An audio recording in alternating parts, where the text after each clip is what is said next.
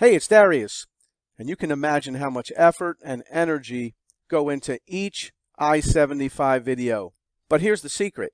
It's all worth it when you pass and you notice the I-75 difference. And you can join me in these Facebook groups, and I can help answer some of your questions. And then you can pass too, and let me know that you noticed the I-75 difference. All right, let's look at the international tax issue known as IC DISC. So an IC DISC is a special type of domestic C Corp that does not pay corporate income tax, but instead the shareholders pay tax when they receive dividends. And the incentive is meant to encourage exports by U.S. businesses. The property exported must be manufactured, produced, grown, or extracted in the U.S. to contribute to U.S. economic activity. An IC DISC is nothing new. It was created by Congress way back in the 1970s, but it's just such a good deal for corporations who qualify that it's still very popular today.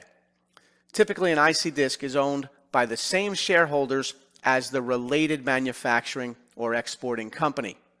Here's an example of an IC DISC. A U.S. company, American Parts Inc., API we'll call them, produces and exports machinery parts. And API has been experiencing robust sales primarily due to strong demand from overseas markets. However, they're also facing high corporate tax rates on high corporate profits. To reduce their tax burden, API's owners decide to set up an IC DISC.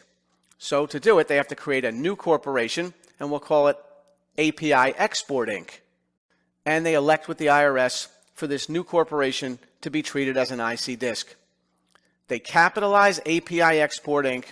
with $2,500, which is the minimum amount of capitalization, and they issue a single class of stock, which is the requirement to be an IC DISC. You can't have preferred stock, just one class, common stock. So they start out doing everything right, and then they ensure that at least 95% of the new corporation's receipts and assets will be related to exports, and that meets the IC DISC requirements. Now, here come the advantages. API, the parent, can pay commissions to the new company, API Export Inc., for its export sales.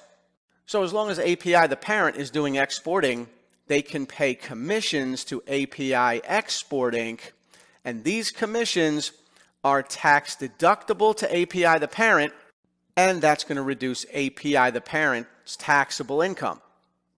Now, the new company, API Export Inc., they're an IC DISC, so they don't pay corporate income tax on the commission income received from API, the parent.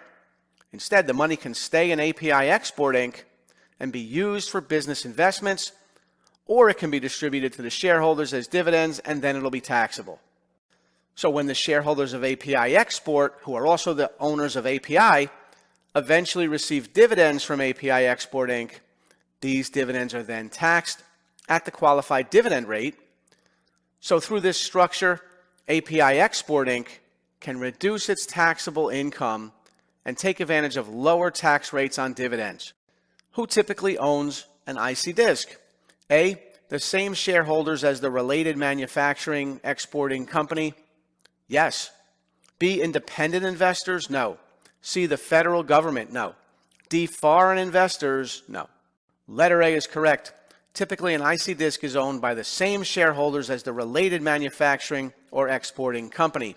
This allows for the transfer of commission income from the related parent company to the IC DISC, reducing taxable income at the parent level and enabling shareholders to potentially benefit from lower tax rates on the qualified dividends and no tax at all until they receive those dividends. Which of the following companies can benefit from establishing an IC DISC? A domestic-only retail store. No. Domestic, yes, but it has to be a domestic manufacturer, exporter. Which one says it? Not A. B, a foreign-based company with no U.S.? No. C, a U.S. company, okay, with minimal exports? No, you're not going to benefit from establishing an IC disk if you have minimal exports because you won't qualify. D, a U.S. manufacturer with significant foreign sales? Yeah. Letter D is correct. An IC disk is a U.S. tax incentive designed to encourage export activity. Therefore, a U.S. manufacturer with significant foreign sales stands to benefit from establishing an IC disk. The IC disk allows the manufacturer to potentially defer, reduce, or even eliminate tax on a portion of its export income. All right, how is the income of an IC disk typically taxed? A, at the corporate level, no. That's the beauty of it. That's why it's so popular today still. There's no corporate income tax on IC disk income from those commissions. B, at the individual level when dividends are received, yes, that's when income of an IC disk is typically taxed. C, both at the corporate and individual level, no. That would be the rule for a typical C Corp, but not for this kind of C Corp. D, neither at the corporate nor individual level, no. It's good, but it's not that good. The answer is B, the IC disk itself does not pay federal income tax. So no tax at the corporate level. Instead, the tax obligation is passed through to its shareholders, even though it's not an S Corp, but the obligation to pay the tax is passed through to the shareholders when the IC disk distributes dividends to the shareholders. Then the shareholders pay tax on those dividends at their individual income tax rates. And remember, the tax rate for qualified dividends is typically lower than the ordinary income tax rate. All right, what type of income does an IC disk typically receive from its related manufacturing company? All right, what type of income does the IC disk receive? Not the shareholders. The IC disk typically receives commission income from the related manufacturing company. Letter C is correct. The IC disk is a separate corporation from the parent corporation. And remember, the parent corporation pays commission income to the IC disk, and that commission income is not taxed at the corporate level of the IC disk. Instead, when and if that income is distributed to shareholders of the IC disk, that's when it's taxed as a dividend to the shareholders. What is the minimum capitalization required for an IC disk? And if you think you know, leave me the answer in the comments section. And don't forget to like and subscribe, because it really helps the channel out a lot.